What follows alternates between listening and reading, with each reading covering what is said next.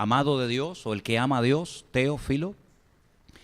Una persona que hay muchas teorías, muchas opiniones en cuanto a él.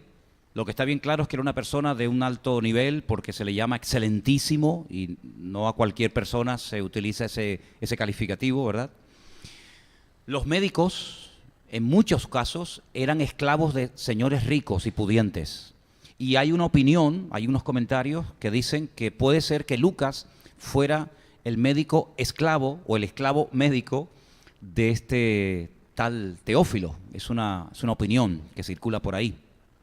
O puede ser que simplemente fuera una persona importante que Lucas conocía y al cual le quiere contar la historia del Evangelio, la historia desde el comienzo hasta que se comienza a desarrollar y extender el Evangelio por distintas partes del mundo y continentes. En fin, sea como sea, Lucas comienza la segunda parte del libro de la siguiente manera. Dice, en el primer tratado, el Evangelio, que lleva su nombre, o Teófilo, hablé acerca de todas las cosas que Jesús comenzó a hacer y a enseñar, hasta el día que fue recibido arriba, después de haber dado mandamientos por el Espíritu Santo a los apóstoles que había escogido, a quienes también, después de haber padecido, se presentó vivo con muchas pruebas indubitables, apareciéndoseles durante 40 días y hablándoles acerca del reino de Dios. Y estando juntos, les mandó que no se fueran de Jerusalén, sino que esperasen la promesa del Padre, la cual les dijo, oísteis de mí. Y terminamos con el versículo 5, que dice, porque Juan el Bautista, ciertamente bautizó con agua, mas vosotros seréis bautizados con el Espíritu Santo dentro de no muchos días. Ahora, para hacer honor a la verdad, no tenemos, yo digo lamentablemente, el registro completo de lo que sucedió en esos 40 días desde la resurrección hasta la ascensión. Lucas nos dice que después de resucitado el Señor se aparecía de vez en cuando a sus discípulos, no es que estuvo desde por la mañana hasta por la noche permanentemente, sino que se les aparecía espontáneamente de vez en cuando a sus discípulos durante aproximadamente 40 días. Ya digo, no tenemos todas las apariciones que el Señor hizo en este tiempo, en este mes y pico, tenemos solamente 10. Si sumamos las veces que Jesús se apareció a sus discípulos después de resucitado, tenemos más o menos unas 10 apariciones. Saben que, por ejemplo, una de ellas fue cuando estaban reunidos en una casa, pero casualmente no estaba Tomás. Después se presenta y ya está Tomás. Hay otra aparición donde se produce cuando 2 de sus discípulos o 2 de sus seguidores se alejan de Jerusalén y llegan cerca de una población llamada Emaús. En total, ya digo, hay 10 apariciones de Cristo registradas en la Biblia, en los Evangelios, después de resucitado. No contamos en estas 10 la vez que se le presentó a Saulo de Tarso, cuando dice que iba camino hacia Damasco a prender cristianos y llevarlos a Jerusalén para forzarles a renegar de esta fe o de esta creencia nueva que estaba circulando en aquellos días. Pero sí tenemos muchos testigos, personas que fueron testigos presenciales de estas apariciones. Por supuesto, los más conocidos son sus discípulos. También tenemos el testimonio de algunas mujeres que hoy en día es válido, pero que en aquellos tiempos no servía. Perdónenme, hermanas, pero en aquellos tiempos el testimonio de los esclavos y el testimonio de las mujeres no tenían ningún valor, no tenían ningún peso en ningún juicio. Es decir, si una mujer iba a testificar contra un hombre en un juicio, ese testimonio no servía. Pero la Biblia sí le da mucho valor e importancia al testimonio de mujeres como por ejemplo María Magdalena, que dice que lo vieron y escucharon su voz y casi lo llegaron hasta tocar, ¿verdad? Aparte de las apariciones, estas 10 apariciones, y aparte de los testigos oculares que dice que lo vieron, tenemos una prueba, tenemos una evidencia impresionante, y es el sepulcro vacío. Y cuando se celebra un juicio, las pruebas son fundamentales. De hecho, a veces no se celebra un juicio, aunque se sabe que esa persona pudo ser el asesino o pudo ser el ladrón, porque no hay suficientes pruebas. Hay indicios, pero no hay pruebas contundentes que se puedan presentar en un momento determinado ante un juez y decirle, mira, las pruebas que tenemos contra esta persona son esta y esta. El juez las sopesa, las valora y dice, ok, vamos a juicio, porque las pruebas son lo suficientemente contundentes como para celebrar un juicio contra esta persona. Ahí está el abogado, y está el fiscal, etcétera, etcétera. Hay una frase un poquito larga, pero que quiero que pongamos ahí en la pantalla, en cuanto al tema de las pruebas, lo cual es muy importante. Cuando la existencia de cualquier hecho es atestiguado por testigos de haber estado bajo el conocimiento de sus sentidos, o que se afirma en los documentos la autenticidad y veracidad de lo que parece que no hay razón para cuestionar, se dice que la evidencia de tal hecho es directa o positiva. Hay pruebas circunstanciales, hay pruebas directas o positivas, es decir, hay muchos tipos de pruebas, ¿vale? Pero la prueba de las 10 apariciones de Cristo no están basadas en suposiciones, en sentimientos, en la imaginación, sino en hechos concretos. Hay muchas personas, concretamente dice la Biblia que en una de sus apariciones se apareció a más de 500 hermanos, ya está bien, a más de 500 hermanos a la vez. Si hay 500 testigos, eso no lo relata los evangelios, lo relata 1 Corintios capítulo 15, que dice que le vieron a la vez. ¿Vale? No eran 2 o 3 personas de madrugada y que no se veía muy bien, más de 500 hermanos, y Pablo dice que algunos de esos testigos oculares ya no vivían. Cuando se escribió la carta de Pablo a los Corintios, ya algunos habían muerto, dice, pero todavía algunos de esos hermanos están vivos y pueden atestiguar de que lo que estoy diciendo es verdad. Por lo tanto, las apariciones de Cristo, dice la versión Reina Valera, la hemos leído en esta tarde, pruebas indubitables, están por encima de cualquier duda. Si no hay ninguna duda de que las apariciones de Cristo fueron genuinas, y si fueron genuinas dichas apariciones es porque todo esto está avalado por un hecho indiscutible, y es que Cristo resucitó de entre los muertos al tercer día. Ahora, esto no es cuestión de fe, para ti, para mí sí, pero para ellos no era cuestión de fe. Si yo hubiera sido Pedro, o Santiago, o Juan, o cualquier discípulo, o tú hubieras sido María Magdalena, o cualquiera de las Marías, porque así eran algunas mujeres que se llamaban en aquella época María o Miriam, pues para ellos no era ningún problema el creer que él estaba vivo, porque es que lo habían visto, incluso dice que lo habían tocado, y incluso dice, para despejar cualquier duda, que incluso hasta comieron con él. Para que quedara bien claro que esto no era producto un producto de la imaginación, una histeria colectiva, sino que era un hecho puntual de que él resucitó de los muertos. Y todos sus discípulos, la mayoría de sus discípulos y de sus seguidores, no solamente en el siglo I, sino a lo largo de la historia, daban testimonio de que Jesús estaba vivo. No es que tenían que autoconvencerse y se pusieron de acuerdo y dijeron, oye, aunque esté muerto, aunque hayamos robado el cuerpo, aunque hayamos sobornado a la guardia romana, aunque le hayamos ocultado el cuerpo a los judíos, vamos a ponernos todos de acuerdo, y aunque nos den palos, aunque nos crucifiquen, aunque nos azoten, aunque nos apedren, aunque nos persigan, todos vamos a decir lo mismo: está vivo, está vivo, está vivo. No, no es así. Es decir, no había ninguna posibilidad de que fueran capaces de dar la vida por un muerto.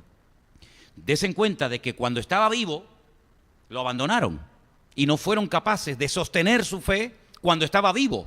Imagínense ustedes estando muerto. Si no hay ninguna fuerza para defender una mentira cuando tú sabes que es una mentira. Ahora, hay personas que en una sinceridad equivocada son capaces de morir por una mentira, pero porque ellos creen que es una verdad. Pero cuando tú sabes positivamente que algo es mentira, tú no tienes ninguna capacidad psicológica, ni espiritual, ni de ninguna índole para ser capaz de ser torturado hasta la muerte para defender una mentira. Y estos discípulos, precisamente, si de algo no podían presumir, es que fueran gente tremendamente valiente. Porque al contrario, hasta aquel que presumía de que él no iba a abandonarle y que él no iba a dejarlo, resulta que al final fue el primero.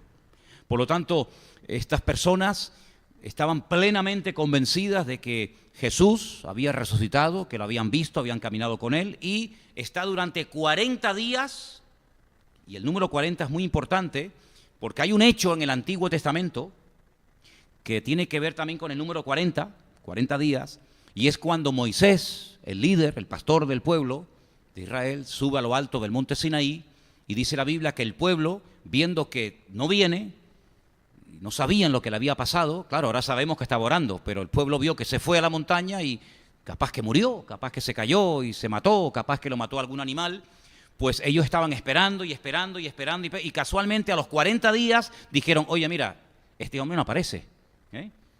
Este era como algunos cristianos que sabes que tienen que venir, pero no sabes cuándo, ¿no? Pues vamos a hacer un becerro de oro y vamos a proclamar lo que es nuestro Dios y nos vamos a Egipto de vuelta, que al fin y al cabo pues es lo que conocemos, porque eso de la tierra prometida, pues sí, es algo que no sabemos ni dónde está ni cómo es. Es decir, fueron incapaces de permanecer unidos durante 40 días esperando a Moisés, y al final todos sabemos que Moisés apareció con las tablas de la ley, y en fin, ocurrió algo tremendo que marcó sin lugar a dudas un antes y un después en la historia de aquel pueblo, porque, hombre, terminar adorando a un becerro de oro después de lo que habían visto y aprendido de parte del Señor fue algo realmente tremendo, ¿no? Es decir, que el Señor está 40 días, no permanentemente, sino que desaparece, por aquí y por allá, para que en esos 40 días reflexionen y lleguen todos a la conclusión, como así fue, de que Él verdaderamente había resucitado y de que aquello no era producto de una histeria, ni de una imaginación, ni mucho menos. Fueron también los mismos días que Jesús pasó en el desierto. Tuvo tiempo más que suficiente para decir, yo esto no lo aguanto. Llevo 3 semanas sin comer y esto es una prueba terrible, aquí me estoy muriendo y abandono. Sí, esos 40 días que tuvo que estar Cristo en el desierto ayunando, preparándose para comenzar su ministerio, esos 40 días que no fue capaz el pueblo de Israel de esperar a Moisés fielmente, preparándose para recibir la Torá, pues esos 40 días les sirvió a estos discípulos para llegar a la firme convicción y certeza de que el Señor Jesucristo había resucitado. Y Lucas dice que las veces que Él se apareció, que tenemos, como dije al principio, 10 nada más de sus apariciones, son pruebas a base de toda duda, ¿sí? Son señales contundentes que avalan la realidad de los hechos, y es que Cristo verdaderamente había resucitado de la tumba y vive por los siglos de los siglos. Amén. ¿Cuántos lo creen? Gloria a Dios. Ahora bien, ¿qué pasó durante esos 40 días? Porque ya no hubieron más milagros, por lo menos la Biblia no lo registra.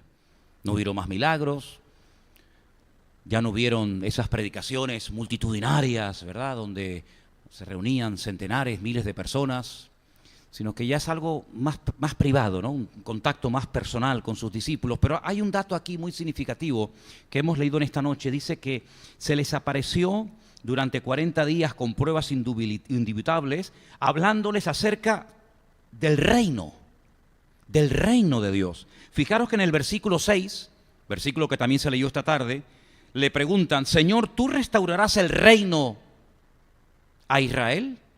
Aquí hay 2 veces la palabra malhut, la palabra reino, pero el Señor habla acerca del reino de Dios. A veces la palabra Dios se sustituye por la palabra cielos, es el reino de los cielos o el reino de Dios, es lo mismo, pero la pregunta que le hacen a Él minutos antes de la ascensión es si va a restaurar el reino a Israel. Si estamos hablando de 2 reinos totalmente diferentes, de 2 conceptos completamente distintos. Ahora, la palabra o la expresión el reino de Dios o el reino de los cielos en el libro de los Hechos aparece en 6 ocasiones. En el Evangelio de Lucas en 33 ocasiones.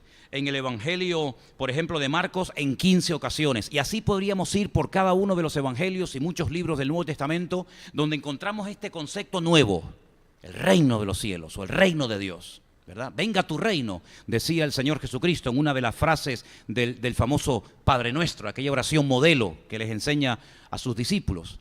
Ahora, tenemos que partir de la base de que el reino de Dios es como sinónimo de decir el gobierno de Dios, ¿vale? El gobierno de Dios. Cuando Dios creó al hombre en el principio y tenía una relación directa y permanente con él, el hombre no necesitaba ningún tipo, digamos, de normas, aunque tenía unas poquitas y fue incapaz de cumplirlas, Pero el hombre estaba bajo el reino, bajo el paraguas, bajo el gobierno de su creador. Esto no fue siempre así. Llegó el momento cuando el hombre desobedece, porque el hombre fue creado con la capacidad de desobedecer, porque si no sería un robot. Sería como amor a la fuerza, ¿no? El hombre fue creado con ese libre albedrío que utilizó, lamentablemente para lo malo, se rebela contra su creador, es como el ordenador, el robot rebelándose contra su creador. Hoy en día se está hablando ya de robots y de máquinas para matar, increíble. Pero Dios creó al hombre con la capacidad de rebelarse contra su creador si éste lo quisiera hacer, cosa que vemos que hizo. Automáticamente sale del reino, automáticamente sale de esa cobertura de Dios y el hombre queda expuesto a una serie de consecuencias terribles a corto y a largo plazo. Él se da cuenta, por ejemplo, que aquellos animales con los cuales antes podía jugar, ahora se le vuelven sus enemigos. Él se da cuenta de que comienza a sudar, a perder humedad, a secarse. La mujer se da cuenta de que comienza a menstruar y cuando llega el momento de la luz siente unos dolores tremendos. Hablo de la teoría, lógicamente. Se da cuenta de que aquella tierra fértil y preciosa comienzan a salir una serie de hierbas, de malas hierbas, que antes no salían. Se da cuenta de que ya Dios no viene todos los días a tener comunión y a hablar con él, sino que como que Dios se ha ido y ahora ya hay otro sistema, otra forma de comunión con Dios y es a través de sacrificios de animales. Y bueno, experimenta dolor, cansancio, sueño y finalmente muerte, que es algo terrible, ¿no? El ser humano pasó de ser un ser inmortal, perfecto, a ser un ser inmortal, imperfecto, limitado en espacio y en tiempo, y que se va deteriorando a marchas forzadas hasta llegar hoy en día a edades que no tienen nada que ver con la longevidad con la que duraban aquellas personas que vivían centenares de años, pero hoy en día al vivir tantos años sería más que una bendición, sería realmente una tortura, ¿no? Porque tal y como está el mundo, si nos quedaran todavía 500, 600 años de vida, pues, ¿qué quieres que te diga? Hombre, a mí me gustaría llegar hasta los 100, por lo menos, ¿no? Pero ya hasta los 500, pues, ¿qué quieres que te diga? Pues no, ¿no?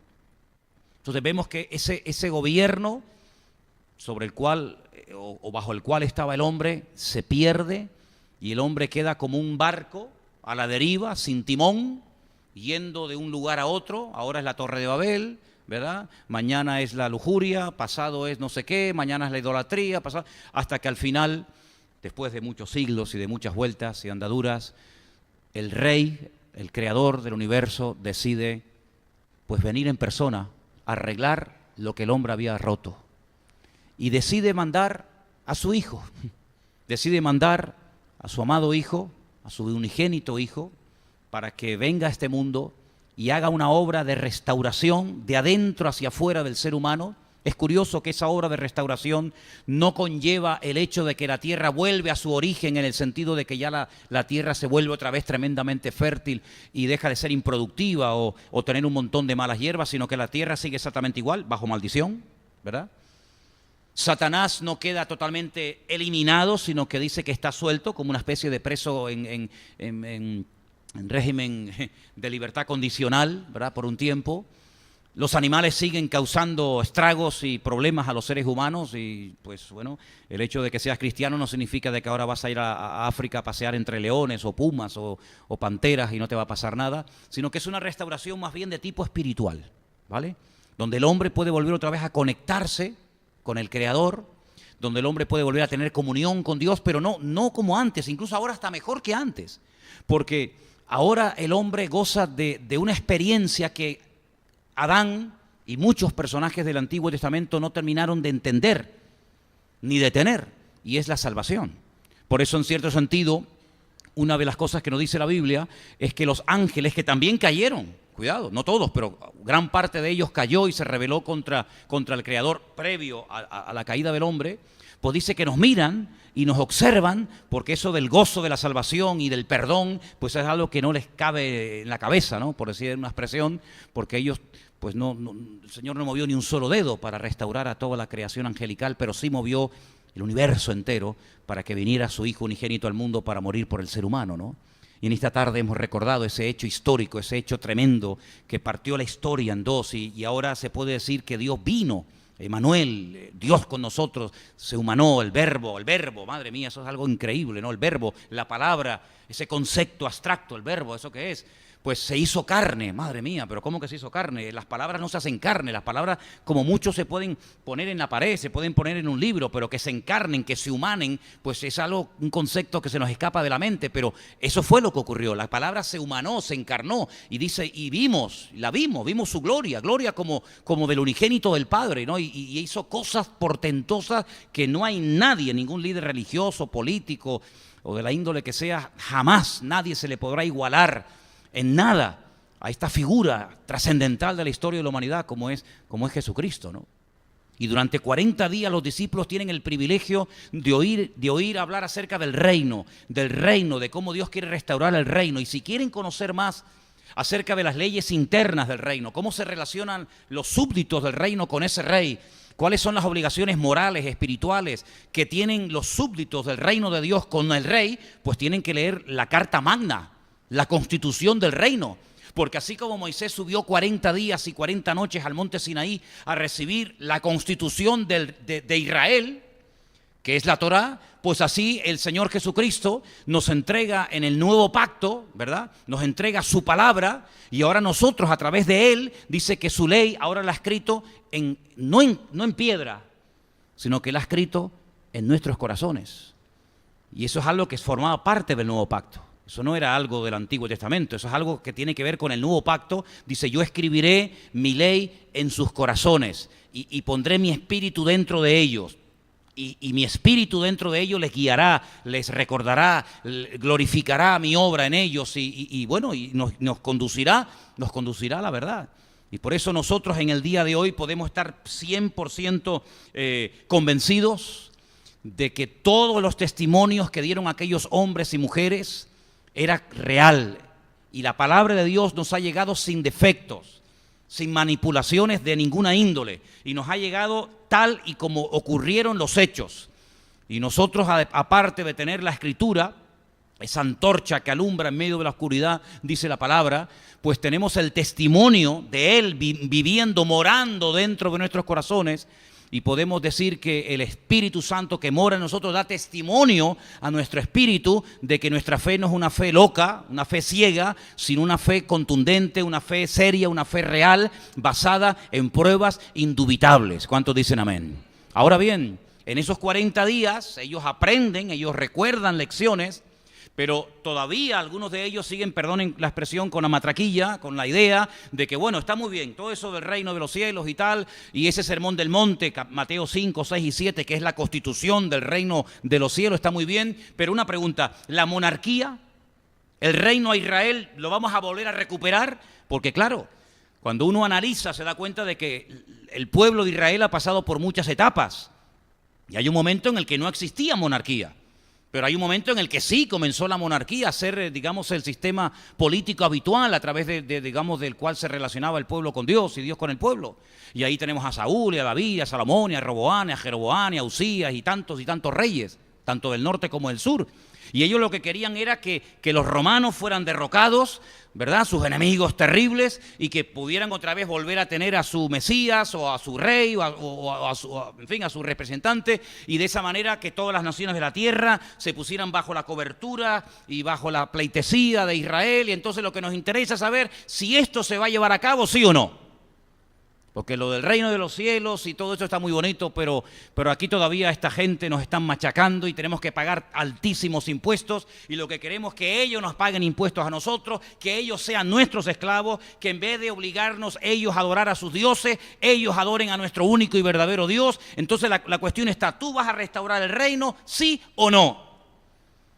Y es increíble, ¿no? Cómo después de 3 años de enseñanzas profundas y personales de Cristo con sus discípulos, y después de 40 días hablándoles del reino de Dios, todavía tengan este problema, esta cuestión del reino a Israel, cuando el Señor les dice, miren, sinceramente, no se rompan la cabeza con estas historias, porque no les corresponde a ustedes estar pensando si ahora es el reino, si ahora no es el reino, si les va a tocar a ustedes ver el reino de Israel restaurado o no.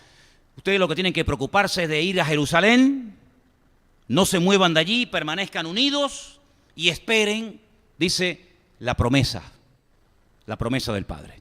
Y cuando ustedes reciban en carne propia esa promesa, ¿y esa promesa dónde la hizo Dios? Bueno, la hizo a través de la pluma, la hizo a través de la boca del profeta Joel. Ustedes pueden ir al libro de Joel, que es muy chiquitito, creo que tiene 4 o 5 capítulos, si no me equivoco, y en uno de esos capítulos el Señor dice que en los postreros días, no en los días de Joel, sino en los postreros días, pues el Señor derramaría de su Espíritu Santo sobre toda carne, sobre hombres, mujeres, esclavos libres, ¿verdad? Haría señales, prodigios arriba en el cielo, abajo en la tierra, y todo el que invocara el nombre del Señor sería salvo. Y ahí está presentando un panorama profético realmente revolucionario. Es decir, que ya no va a ser una élite llamada los sacerdotes o llamados los profetas, sino sobre toda carne, todos hombres, mujeres, esclavos libres, todos van a poder profetizar y gente tendrán experiencias con visiones y otros con sueños. Y claro, ahí abre un panorama espectacular. Y el Señor Jesucristo dice, ustedes vayan a Jerusalén y esperen. Aprendan a esperar. Ahora, 3 días había estado el Señor sepultado, ¿sí o no? ¿Sí? 40 días estuvo el Señor con ellos, ya son 43. Entre la fiesta de Pesaj, la fiesta de la Pascua que acaba de terminar recién ahora, hasta la próxima fiesta bíblica importante, de obligatorio cumplimiento en aquel momento, pasan 50 días. Nosotros llamamos a esa fiesta ¿cómo? Pentecostés. En la Biblia se llama la fiesta de Shavuot, la fiesta de las semanas. Por lo tanto, si 3 días había estado el Señor muerto, Él resucita y está presentándose, como hemos leído aquí en Hechos capítulo 1, a través de pruebas indubitables durante 40 días, quiere decir que cuando el Señor asciende y se va a la gloria, ellos se van a Jerusalén y esperan ¿cuánto tiempo?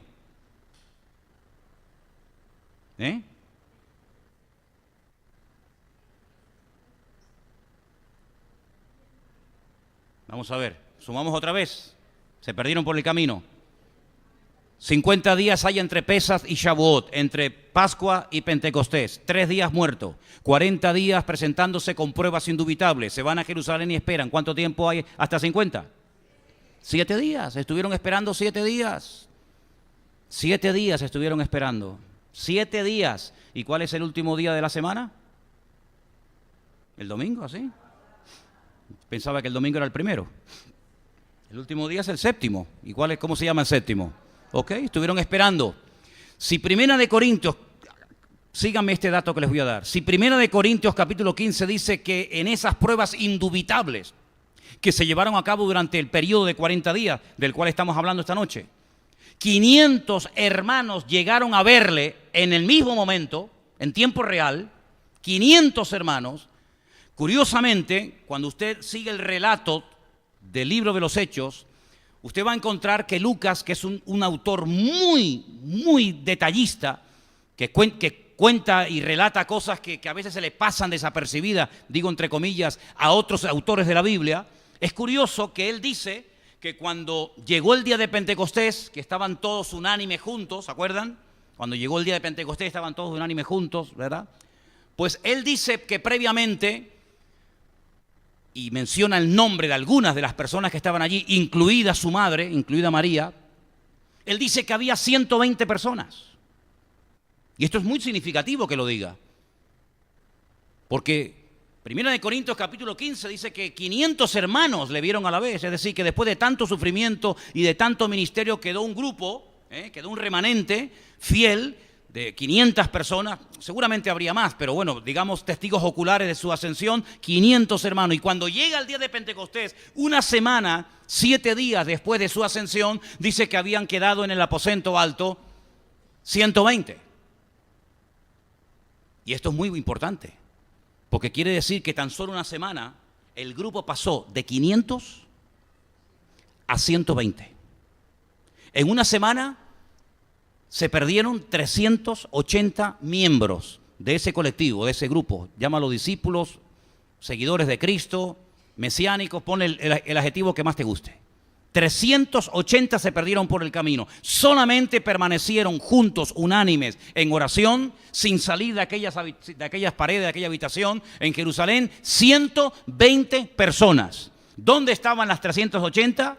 Bueno, si consigues a alguien que te lo dice, llámame, porque yo todavía no sé dónde estaba. Lo que está bien claro es que la Biblia dice que los que permanecieron fieles fueron 120. Y es que la Biblia le da mucha importancia a la constancia y a la perseverancia en las cosas del Señor. No hay un versículo por ahí que hemos mencionado muchas veces, hermanos míos, estad firmes y constantes, ¿no? 1 Corintios 15, 58 o 57. Mira a ver. Así que hermanos míos, 58. Así que hermanos míos, amados, estad firmes y constantes, creciendo en la obra del Señor siempre, sabiendo que vuestro trabajo en el Señor no es en vano. Claro, yo no sé si algunos dirán, oye, que ya llevamos aquí 4 o 5 días, porque usted sabe, usted y yo sabemos que tuvieron que esperar una semana, pero ellos no sabían cuánto tiempo tenían que esperar. Y cuando uno sabe lo que le va a pasar, pues se prepara de una forma diferente a cuando no sabe lo que te espera. ¿Sí o no? Es como si usted sabe que el avión se va a caer, ¿se subiría?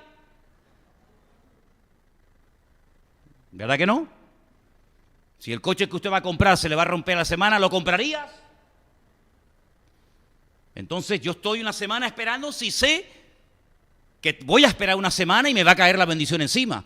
Pero es que ellos cuando entraron en aquel aposento, cuando entraron en aquella casa, con la orden de permanecer unidos, unánime y esperar, el Señor no les dijo, bueno, esperen más o menos como una semana. Ah, bueno, no pasa nada. Ya me organizo mi tiempo, mi trabajo, para yo esa semana tomármela libre y no ocuparme de ninguna cuestión. Ellos no sabían cuánto tiempo tenían que esperar. Y probablemente algunos de los 380 se cansaron y dijeron, oye, pero esto aquí no pasa nada, tú. Esto es una pasada, que llevamos ya días y días y días y orando y aquí no pasa nada. Yo tengo muchas cosas que hacer. Yo tengo un examen mañana que presentar, tú. Yo hoy no me he preparado y tengo que presentar un trabajo y me está esperando mi familia y me está esperando mi mujer o he quedado con un amigo o yo qué sé cuántas excusas puede presentar una persona. Es que no le presentaban excusas al Señor cuando el Señor en persona, físicamente, los llamaba y le decía, tú, ven conmigo. Y decía, es que me acabo de comprar unas yuntas de bueyes, un nuevo tractor, ¿no? Y me hace una ilusión tremenda con el tractor Lamborghini que me acabo de comprar, irme al campo y probarlo. Yo, espérate hasta mañana. Y dice, Señor, quédate. O déjame que primero entierre a mi padre. Si ya en vida le daban excusas, imagínate no viéndolo. ¿Cuántos días llevamos aquí esperando, Pedro? Hombre, de momento llevamos 3 días. Oye, 3 días tardó en resucitar. ¿No nos habremos equivocado? ¿Y qué hacemos aquí? Además, si yo no soy de Jerusalén, yo soy de Capernaum. Yo soy de... Los que permanecieron fieles esperando fueron los que fueron bendecidos. Y es que la Biblia dice, encomienda al Señor tu camino, confía en Él y Él hará. ¿Cuántos dicen amén? Y ese es uno de los grandes problemas del ser humano, incluido aquellos que se llaman cristianos, que no están dispuestos a esperar el tiempo necesario en el Señor, sino que como vivimos en una época donde todo va tan rápido, porque hombre, yo me acuerdo la primera vez que yo tuve conexión a internet, aquello era, hermano, una pasada, pero era lento como el caballo del malo, que yo era terrible, además tenía un aparatito que hacía un ruido horrible, parece que estaba endemoniado el aparato aquel, y tardaba, y tú veías la cosita que se iba cargando, y cuando iba por la mitad estabas todo ilusionado, porque te daba tiempo de ir a la calle, darte un paseo, correr un poco, y tal, la Teresita volvía, y aún le faltaba un poquito y tal, hasta que llegaba, ¿no? Entonces, claro, hoy en día, como todo es tan rápido, tocas un botón y ya te llega la foto, te llega el archivo, no sé qué, parece que ese sistema de vida como que es aplicable a nuestra relación con Dios. Y bueno, yo oro y cuando digo amén, yo ya tengo que tener a la novia al lado. Bueno, Adán tuvo que dormir un ratito antes de ver a Eva, mijo, y tú la quieres ver sin dormir ni nada, ¿no? Entonces, los discípulos tuvieron que aprender a esperar, pero a esperar con confianza, no a esperar con queja, porque hay un versículo muy bonito en la Biblia que yo aprendí hace muchos años, que dice que cuando esperamos algo y no viene, es como un tormento al corazón. No esperar quejándonos, no esperar lamentándonos, sino esperar con gozo, porque yo sé que mi Señor, cuando Él lo crea conveniente, Él me dará lo que yo necesito, ni más ni menos. Pero ¿cuántos se han pegado, hermanos, golpetazos frontalmente contra la vida? Porque se han precipitado, se han equivocado de carrera, se han equivocado de novio, se han equivocado de novia, se han equivocado de trabajo, se han equivocado de país, se han equivocado de todo, porque han corrido tanto que no han tenido tiempo para oír la voz de Dios. Y en vez de consultar a Dios, lo que han hecho es que le han informado, le pasan información a Dios y le dicen, date prisa que ya está bien, ¿no? Que se me va la vida. Claro, Si yo le pongo algunos ejemplos bíblicos de lo que tuvo que esperar la gente hasta ser capacitados y llamados por el Señor, algunos de ustedes se pueden desanimar tremendamente en esta tarde. Miren, por ejemplo, a Moisés. Hasta los 80 años no lo llamó el Señor para que fuera a Egipto a sacar a su pueblo. ¿Por qué no lo llamó a los 20? Porque a los 20, a los 30 y a los 40 Moisés era un caballo desbocado. Prueba de ello que lo intentó y se terminó cargando a un egipcio. Y de allí iban a salir sin tener que derramar sangre, sin tener que matar a nadie. Lo que haga, que lo haga Dios, pero que no lo hagas tú. Mira cuántos egipcios después murieron, pero fue una intervención de Dios, no fue intervención de Moisés. Moisés no mató a nadie. Fue algo que Dios hizo con las plagas y con todo aquello que sabemos, ¿verdad? La muerte de los primogénitos, etcétera. Y a los 80 años, cuando ya este hombre ha aprendido, está curtido en esperar, conoce el desierto, dónde están las fuentes de agua, dónde están los pastos, etcétera, etcétera, es cuando el Señor lo llama. Y uno puede decir, ahora me llama después de tantos años de estar aquí aburrido y para arriba y para abajo. Bueno, ahora es el momento de Dios, no el momento tuyo. Y José, siendo un jovencito, sabía perfectamente el propósito de Dios para su vida. Se lo había revelado, le había pasado algunos datos, ¿no? Alguna información a través de aquellos sueños proféticos que él tenía. Unos sueños alucinantes. Él sabía que su padre, su madre, sus hermanos algún día vendrían, le rendirían pleitesía, le pedirían favores. Pero espérate, no corra, como ahora te nombren rey, madre mía. El Señor lo tuvo que hacer pasar por un desierto terrible de incomprensión, de soledad, de muchas cosas. Y sí, el Señor lo fue curtiendo y preparando. Y a David, pues, madre mía, hemos terminado hace unos días hablar de este personaje tan importante de la Biblia. Desde jovencito, la unción de Dios sobre la cabeza, pero ahora en la montaña, a cuidar ovejas, a jugarte la vida ante osos, ante leones, etcétera. A esperar el tiempo de Dios. Y cuando crea que está preparado, no, todavía no, ahora te va a perseguir el rey contra ti, un rey que me persiga a mí. Increíble, hasta que el Señor pues lo pone ahí y es un hombre tremendo. Y el Señor Jesucristo, hermano, y el Señor Jesucristo no predicaba a los 14 ni a los 15 años. Ya sé que hay por ahí libros apócrifos que cuentan que Cristo cogía, dicen que era carpintero el Padre, pues cogía pajaritos, ¿no?, de madera y le soplaba y salían volando. Cuentos chinos, hermano. Olvídense de eso. El Señor Jesucristo tuvo que aprender a esperar, a prepararse tranquilamente, y por lo que padeció.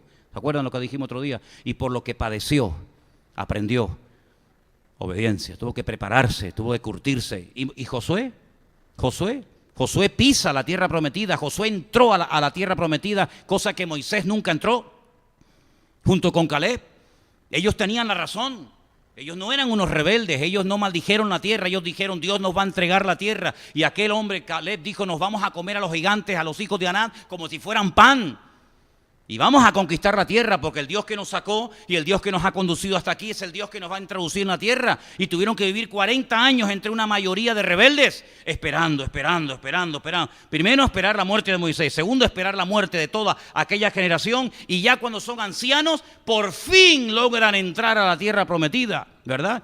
No se quejaron en 40 años, porque ellos sabían perfectamente que la queja mata la fe, que la queja es el cáncer del espíritu, que la fe enferma a las personas que tienen esa actitud negativa en su vida.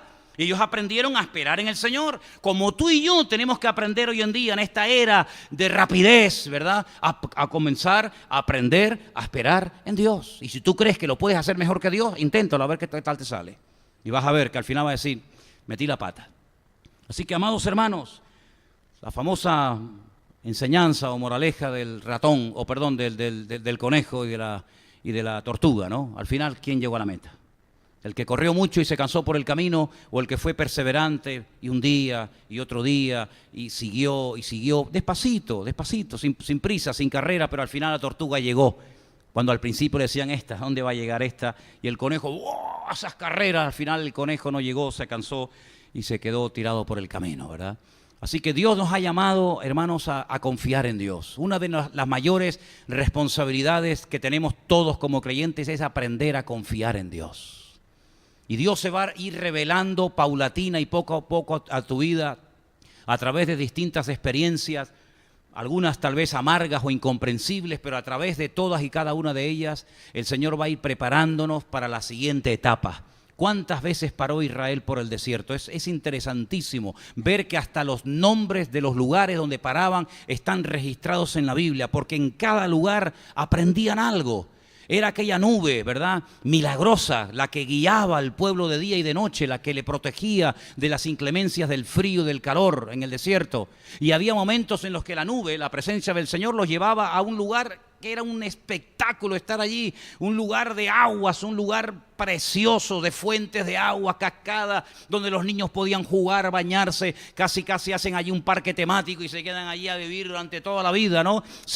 Palmeras, 70 fuentes de agua, vamos a quedarnos aquí, esto es una gozada, no vive nadie, nadie lo ha descubierto. Y el Señor decía, vámonos. Y todo el mundo tenía que comenzar a recoger el campamento y ahora los llevo a otro sitio donde no había ni una gota de agua. Y uno decía, ¿pero esto qué es?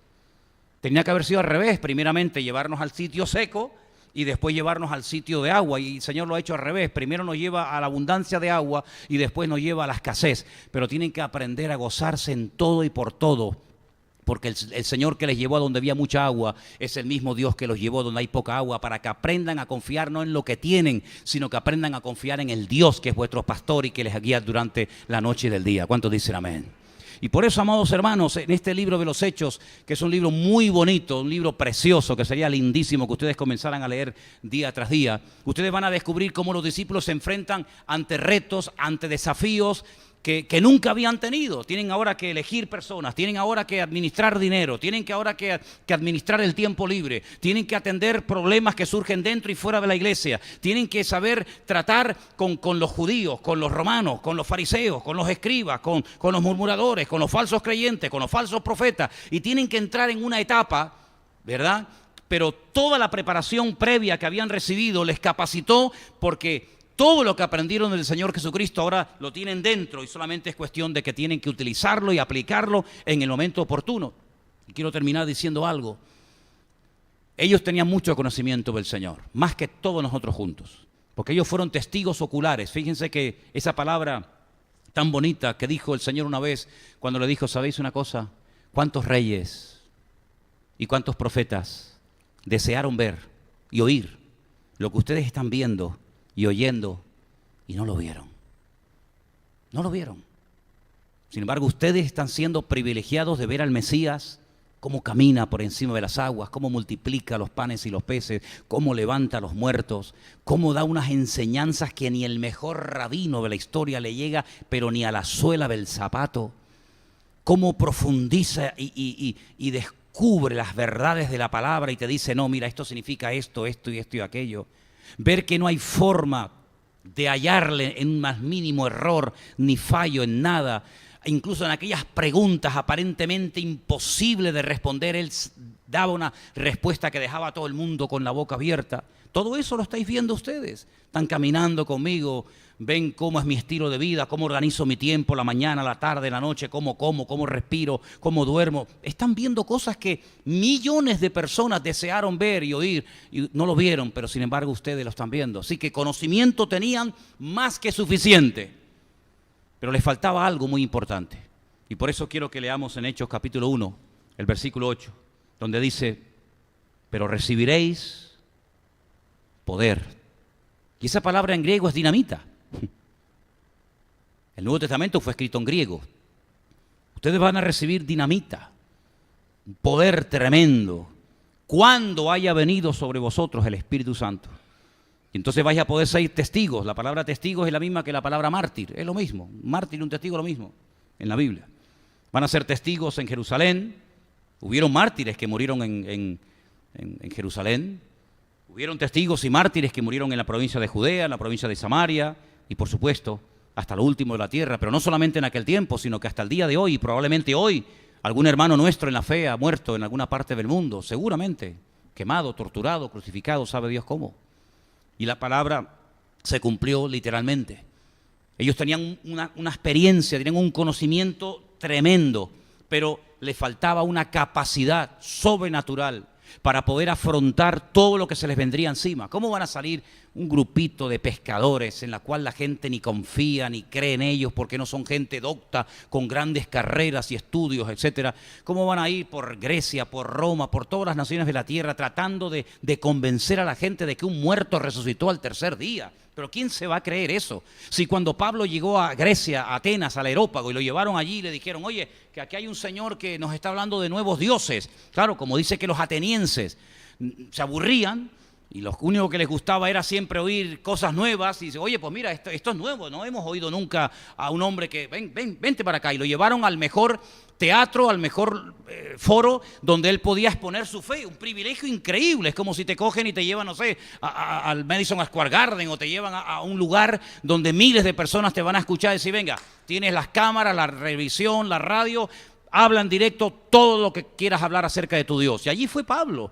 Y el mensaje que Pablo le lanza a los estoicos que estaban allí, a los epicúreos, fíjate, dos líneas filosóficas completamente antagónicas la una contra la otra, lanza un mensaje alucinante. Mira, los que quieren estudiar griego koiné, que es el griego de la Biblia, tienen que estudiar y analizar la exposición, el tema, y cómo desarrolló el tema Pablo en Atenas, porque es una profundidad de lenguaje alucinante, es un griego perfecto. El hombre cita a Heródoto, cita un montón de personajes conocidos de la época, los deja a todos con la boca abierta. Empieza su discurso de una forma casi sin querer. Mira, observo que soy gente muy religiosa, porque veo que hasta tenéis un pedestal donde he podido leer una inscripción que dice al Dios no conocido, si adoráis hasta lo que no conocéis.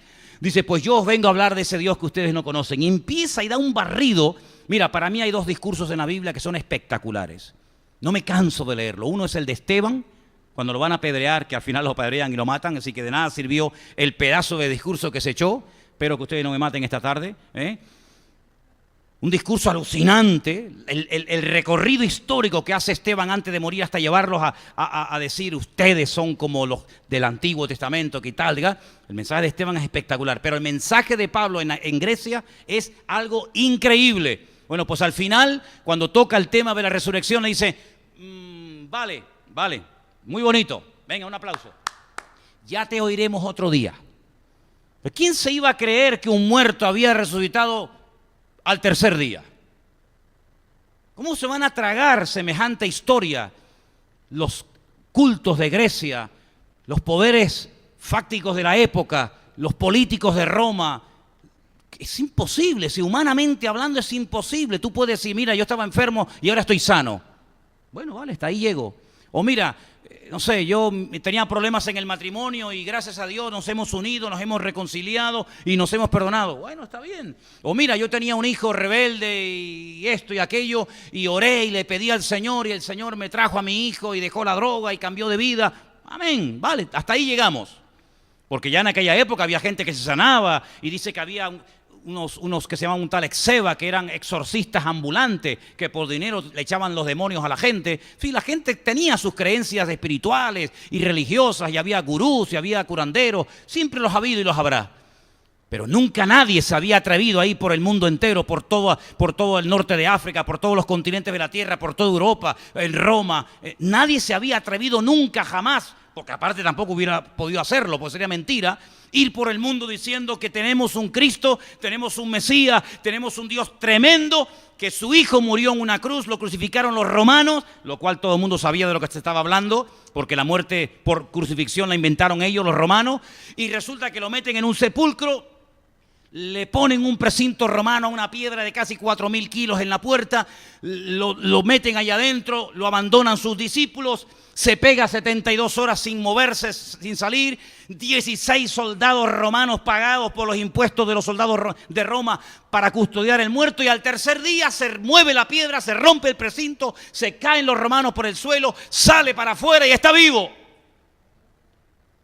¿Quién se va a creer eso? Ustedes están locos. ¿Quién se va a creer? Vete al César de Roma a contarle ese cuento. Vete a los filósofos de Grecia a contarles que un muerto resucitó. Olvídate, nadie les va a creer. Sin embargo, dice, cuando venga el Espíritu Santo sobre ustedes, vayan a ser capacitados de tal manera que todo el mundo les va a escuchar. Y la palabra de Dios nos enseña que en menos de 300 años el mundo se puso de rodillas ante el mensaje del Evangelio. Personas que no tenían ni internet, ni WhatsApp, ni Instagram, ni vainas de esas, pero tenían un amor por Dios y por la obra de Dios que ni debajo del agua se callaban. Flotando en una tabla, ahí de náufrago, pasando frío, Pablo seguía predicando. Lo metían en una cárcel con las espaldas torturadas y sangrando y seguía predicando y cantando al Señor. ¿Qué te parece? Los azotaban, los crucificaban. Nerón se tiraba de los pelos y decía, ¿cómo es posible que mueran y todavía están sonriendo? Y les prendían fuego y seguían cantando y alabando al Señor. ¿Qué tenía aquel pueblo? ¿Qué tenía aquella gente? Pues tenían lo que creo que debemos de tener nosotros hoy en día, la presencia del Señor en nuestros corazones. Lo que pasa es que todavía nuestra fe no ha sido probada al nivel a la que ha sido probada la de ellos. Nuestra fe es una fe europea, una fe occidental, una fe cómoda, una fe de domingo, si es que vienes, una fe de internet, no me refiero a los hermanos, una fe de estar en casa comiendo palomitas y escuchando a Manolo predicar. Esa es la fe que generalmente tenemos todos y cada uno de nosotros, donde a lo máximo que a lo mejor podemos llegar es a un problema con el hijo, el marido, el trabajo, no sé qué, pero bueno, para de contar.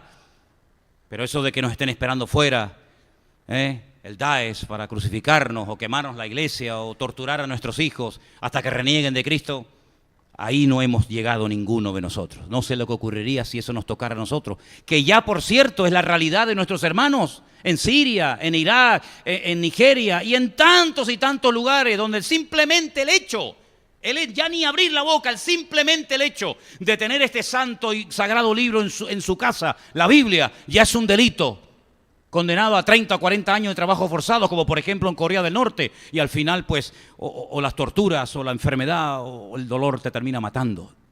Hasta ese nivel nuestra fe aún no ha llegado. Tenemos una fe, como yo digo, de domingo. Tenemos una fe europea, pero nuestros hermanos en otras partes del mundo están pagando un precio tremendo. Nunca olvidaré cuando una vez escuché a unos hermanos chinos que dieron testimonio y decían, ustedes cuando los cristianos se saludan en Europa, nos llama mucho la atención que se ven una a otra y dice, ahora hermano, Dios te bendiga. Digo, ¿y ustedes en China no hacen eso? Dice, no. ¿Cómo se saludan ustedes allí? Nosotros cuando encontramos a un hermano y el Espíritu nos da testimonio de que esa persona que está delante de nosotros es un hermano y no un espía, lo que nos miramos a la cara, el Espíritu nos da testimonio de que ese es nuestro hermano, nuestra hermana, y nos preguntamos, ¿cuántas veces te han torturado a ti? ¿En cuántas cárceles has estado tú? ¿Cuántas veces has estado preso? Así nosotros nos saludamos en China. ¡Wow! Tremendo, ¿no? Y todos hemos visto imágenes que nos han impactado cuando hemos visto hermanos que han ido a un río helado, ¿verdad?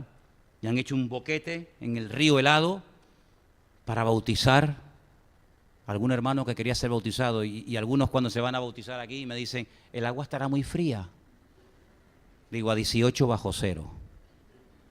¿Verdad? ¿Qué te parece? Tenemos una fe cómoda, una fe donde si te enfadas conmigo o con la iglesia tienes otra donde elegir. Fíjate qué fácil. Te enfadas conmigo, no te gusta lo que prediqué hoy, el domingo que viene ya no vamos más. ¿A dónde vamos? Ahora ya. Y cuando aquella no te guste, te vas a la otra. Como hay tantas. Pero en aquella época estaba la de Corinto, la de Éfeso, la de Esmirna, la de Pérgamo. Entonces, si te va la de Corinto, ¿a dónde me voy? No hay. Por eso dice, no dejéis de congregaros como algunos ya tienen por costumbre, porque había una iglesia en la ciudad y ibas a esa o ibas a esa. No había otra opción, ¿verdad? Y cuando Pablo escribía una carta a los corintios, nos decía a los hermanos bautistas de Corinto, y a los hermanos pentecostales de Corinto, y a los metodistas de Corinto, y a los anglicanos de Corinto, y a las asambleas de Dios de Corinto. No, a los hermanos de Corintio, a los llamados a ser santos para la gloria y honra del Señor. Con problemas, con cismas, con problemas, quítate tú para ponerme yo, con celos, con envidias, con divisiones, pero hermanos en Cristo Jesús, aprendiendo a tratarnos, a soportarnos, porque uno dice, no, tenemos que amarnos, sí, pero también hay un versículo que dice, y soportaos, ¿o no? Porque a mí hay gente que amarla no me cuesta.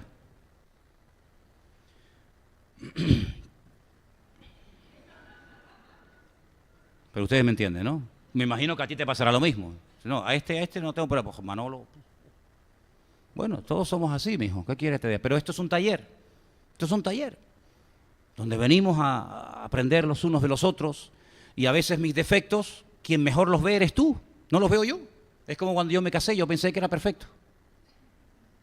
Cuando me casé me di cuenta de que no tenía nada de perfecto.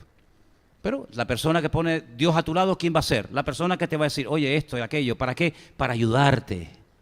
Es que me está humillando, es que a lo mejor necesitas que te humillen. A lo mejor necesitas que te bajen un poquito los humos. O a lo mejor necesitas un poquito de estímulo, yo qué sé. Pero el Señor va a poner a tu lado a la persona idónea para que crezcamos, porque nos necesitamos los unos a los otros. ¿Cuántos dicen amén? Y quiero ya terminar orando. Cierra tus ojos ahí donde estás. Y recuerda esto, la fe nuestra no es una fe estúpida, no es una fe ciega. No, la fe no tiene de ciega nada. Pruebas indubitables. El juez dice, si no me traes pruebas, no vengas. No, pero es que yo creo que él fue. ¿Tienes pruebas? No, de momento no, pues entonces no me moleste. Cuando tengas pruebas de que él mató, cuando tengas pruebas de que él violó,